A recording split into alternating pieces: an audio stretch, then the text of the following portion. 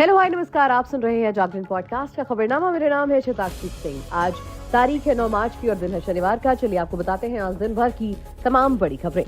प्रधानमंत्री नरेंद्र मोदी ने शनिवार को अरुणाचल प्रदेश के पश्चिम कामेंग जिले के बैसाखी में 13,000 फीट की ऊंचाई पर बनी सेना टनल का उद्घाटन किया। ये इतनी ऊंचाई पर बनी दुनिया की सबसे लंबी डबल लेन टनल है। चीन सीमा से लगी इस टनल की लंबाई 1.5 किलोमीटर है। पीएम ने इसके अलावा 55,000 से ज्यादा के प्रोजेक्ट्स का लोकार्पण और शिलान्यास किया। टनल के बनने से आम लोगों के अलावा सेना को भी इससे फायदा होगा। टनल चीन बॉर्डर से लगे तवांग को हर मौसम में रोड कनेक्टिविटी देगी। बारिश बर्फबारी के दौरान ये इलाका देश के बाकी हिस्सों से महीनों कटा रहता था। एलएसी के करीब होने के कारण ये टनल सेना के मूवमेंट को खराब मौसम में और भी बेहतर बनाएगी। प्रधानमंत्री ने इस दौरान लोगों को संबोधित करते हुए कहा कि पूरे देश में विकसित राज्य से विकसित भारत का राष्ट्रीय उत्सव तेज गति से जारी है। हमने जो काम 5 साल में किए, कांग्रेस को उसे करने में 20 साल लगते। पूरा नॉर्थ ईस्ट देख रहा है कि मोदी की गारंटी कैसे काम कर रही है।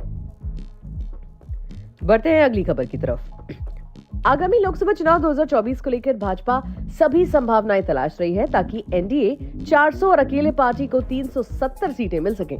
इसके लिए भाजपा उत्तर से लेकर दक्षिण और पूरब से लेकर पश्चिम तक अपने आप को मजबूत कर रही है। अब इसी कड़ी में आंध्र प्रदेश में भाजपा, टीडीपी और जनसेना ने गठबंधन करने का फैसला किया है। आंध्र प्रदेश के पूर्व मुख्यमंत्री एन चंद्रबाबू नायडू ने शनिवार को कहा कि भाजपा, तेलुगु देशम पार्टी और जनसेना पार्टी के बीच आगामी लोकसभा और राज्यसभा विधानसभा चुनावों के लिए गठबंधन बनने पर सहमति बन गई है। प्रधानमंत्री नरेंद्र मोदी के नेतृत्व की तारीफ करते हुए नायडू ने कहा कि आंध्र प्रदेश बुरी तरह नष्ट हो गया है। भाजपा और टीडीपी का एक साथ आना देश और राज्य के लिए जीत सुनिश्चित करेगा। साथ ही उन्होंने सत्तारूढ़ वाईएसआर कांग्रेस पर निशाना साधते हुए कहा कि हमारा गठबंधन आंध्र प्रदेश में चुनाव जीतेगा। सूत्रों ने बताया कि शनिवार को दूसरे दौर की बातचीत के बाद तीनों दलों ने गठबंधन पर मुहर लगा दी। उन्होंने कहा कि भाजपा और जनसेना मिलकर आंध्र प्रदेश में लगभग 8 लोकसभा और 30 विधानसभा सीटों पर चुनाव लड़ सकते हैं। वहीं प्रधानमंत्री नरेंद्र मोदी शनिवार 9 मार्च को असम और अरुणाचल प्रदेश के बाद पश्चिम बंगाल के सिलीगुड़ी पहुंचे।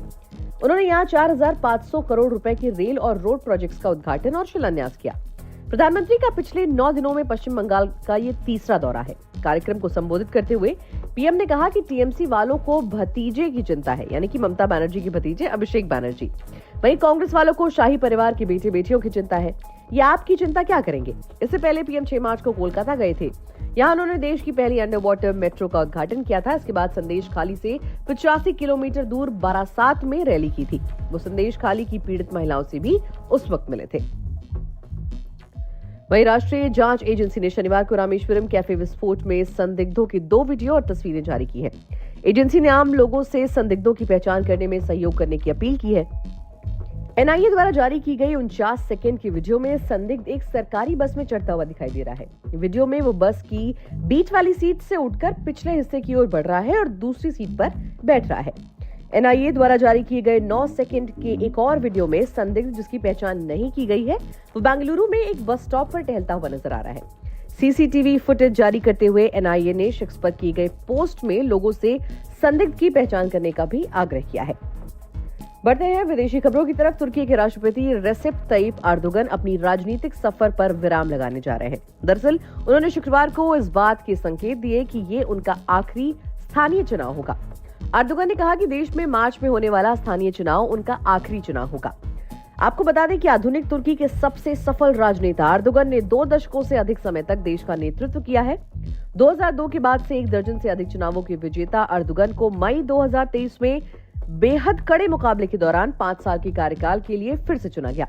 एर्दोगन ने कहा, ये मेरे लिए अंतिम है। कानून द्वारा दिए गए जनादेश के तहत ये मेरा आखिरी चुनाव है। अनुदोलू ने उन्हें ये कहते हुए उद्धृत किया कि जो परिणाम सामने आएगा वो मेरे भाई बहनों को विरासत का हस्तांतरण होगा जो मेरे बाद आएंगे। वहीं पाकिस्तान में आज राष्ट्रपति पद के चुनाव में आसिफ अली जरदारी ने जीत हासिल की। जरदारी पाकिस्तान के 14वें राष्ट्रपति बन गए हैं। उन्होंने इमरान खान के कैंडिडेट महमूद खान अचकजई को 230 सीटों से हराया। जरदारी को 411 वोट मिले, जबकि अचकजई सिर्फ 118 वोट हासिल कर पाए।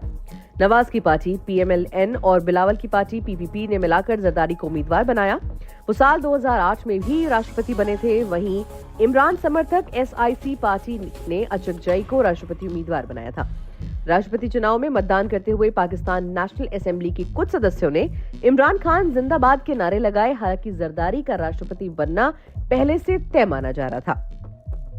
वहीं सैम ऑल्टमैन की ओपन एआई के बोर्ड ऑफ डायरेक्टर्स में वापसी होने वाली है। कंपनी के अनुसार सैम ऑल्टमैन 3 अन्य नए डायरेक्टर्स के साथ बोर्ड में शामिल होंगे। इनमें Sue Desmond Hellmann, Bill and Melinda Gates Foundation के पूर्व सीईओ, सोनी एंटरटेनमेंट के पूर्व प्रेसिडेंट निकोल सेलिगमैन और इंस्टाकार्ट के सीईओ फिजी सीमो शामिल हैं। ये लोग अन्य बोर्ड ऑफ डायरेक्टर्स, अन्य members Adam D'Angelo, Bret Taylor और लैरी समर्स के साथ जुड़कर काम करेंगे। ये लोग नवंबर 2030 के हंगामे के तुरंत बाद शामिल हुए थे और तभी से इससे जुड़े हुए हैं। मामले की जांच कर रही स्पेशल कमेटी ने ओपन एआई के पूर्व बोर्ड के सदस्यों, ओपन एआई के अधिकारियों, पूर्व बोर्ड के सलाहकारों और अन्य गवाहों से बातचीत की। इसके अलावा कमेटी ने 30,000 से अधिक डॉक्यूमेंट्स की जांच भी की। इसके बाद कमेटी ने सैम ऑल्टमैन और ग्रेग ब्रॉकमैन की लीडरशिप को सही ठहराया। बात करें मनोरंजन जगत की, तो भारत 27 साल बाद मिस वर्ल्ड की मेजबानी कर रहा है।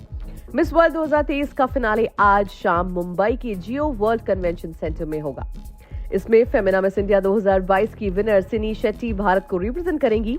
मिस वर्ल्ड दुनिया का सबसे बड़ा ब्यूटी पेजेंट है। हालांकि ये कई बार विवादों में रहा है। जब 1996 में भारत के बेंगलुरु में इसका आयोजन हुआ था तो पूरे कर्नाटक में आंदोलन शुरू हो गए थे। वहीं 1970 में ब्रिटेन में चल रही इवेंट के दौरान 60 महिलाओं ने हॉल में सड़े आटे के गोले बरसाए थे। बढ़ते हैं अगली खबर की तरफ और बात कर लेते हैं खेल जगत की। भारत ने धर्मशाला टेस्ट में इंग्लैंड की पारी को 64 रन से हरा दिया। इसी के साथ टीम इंडिया ने 5 मैचों की टेस्ट सीरीज 4-1 से जीत ली। एचपीसीए स्टेडियम में गुरुवार 7 मार्च को इंग्लैंड ने टॉस जीतकर बैटिंग चुनी थी। पहली पारी में इंग्लैंड की टीम 218 और टीम इंडिया 477 रन पर ऑल आउट हो गई। भारत को दूसरी पारी में 259 रन की बढ़त मिली। इंग्लैंड टीम 195 रन पर ही सिमट गई। इस तरह इंग्लिश टीम को पारी और 64 रन से हार का सामना करना पड़ा। अपना 100वां टेस्ट खेल रहे रविचंद्रन अश्विन ने मैच में 9 विकेट लिए। आज के लिए फिलहाल इतना ही। देश और दुनिया की तमाम खबरों को जानने के लिए जुड़े रहिए हमारे साथ और सुनते रहिए जागरण पॉडकास्ट का खबरनामा।